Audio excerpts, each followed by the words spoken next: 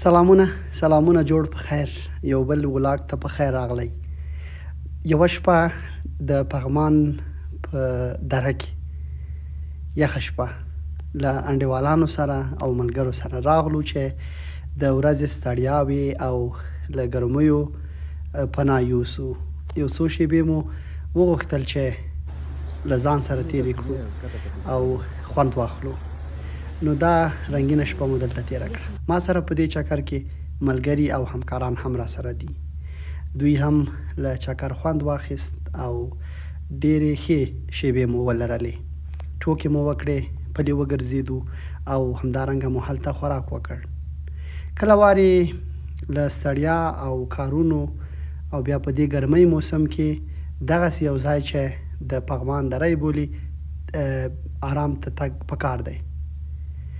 راځئ دغه د اوبو شور را سره په تاسې په آرامه واورئ، په خپل طبیعي غږ کې واورئ، تر پایه پورې څو لږ ورسره پر سکونه سئ او آرام واخلئ.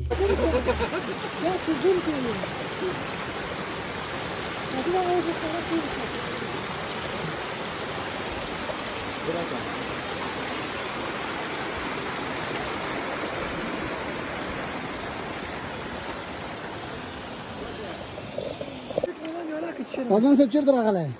راغلی یو د پغمان درې ته او بس یو ناڅاپي سفر و او دې خواته راغلو ملګرو سره. نو ډېر ښایسته موسم، ډېره ښایسته هوا او ډېر یو په زړه پورې دا د اوبو شور داسې لګېږي لکه هغه خوندور او دغه چې اوري که نه لکه هغه لکه چې نور باغ خواته نه ځو ځکه داسې نه شي. نو ډېر زبردسته لګېږي دا شور. ما ته راوړه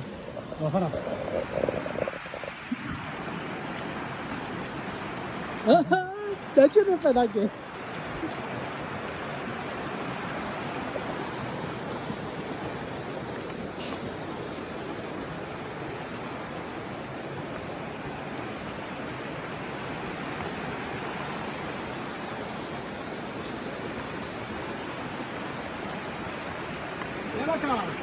موږ همدغلته کېنو دغسې. خدای دا ډېر ښه ځای ده. دلته نو پلي وګرځېدلو، اوبو کې وګرځېدلو، خوند مو واخیست. بیا نو ستړي سولو، راغلو په هوټلونو باندې. د شپې 12 بجې وې نو په اکثرو هوټلونو کې غوښه او دا شی نه و. دغه یو مو پیدا کړ، بس خپل فرمایش مو ورکړ. بیا مخوا ترې لاړو څو ډوډۍ تیاره سي او راسو ویې وخورو. په خوا کې مو د وطن په میوو سترګې ولګېدې. نو وطني میوې په دې ګرمۍ کې بیا واه واه له دې نو نور څه لوړ نه پیدا کېږي. او توصیه هم دغسې ده چې د نوشابو او ډرنک په ځای باندې مونږ خپلې اصیلې وطني میوې وکاروو څو د افغانستان کورني بازار لپاره هم کار وکړو او ګټه ولوړوو. هټیوالو، دوکاندارانو او بزګرانو ته خپل هم خوند ترې واخلو. دا نو اوس بیا د ډوډۍ وخت راورسېد او ډوډۍ ته کېناستو له ملګرو سره او نوش جان وکړه. نو هیله ده چې دا ویډیو نه تاسو هم خوند اخیستی وئ. تر بل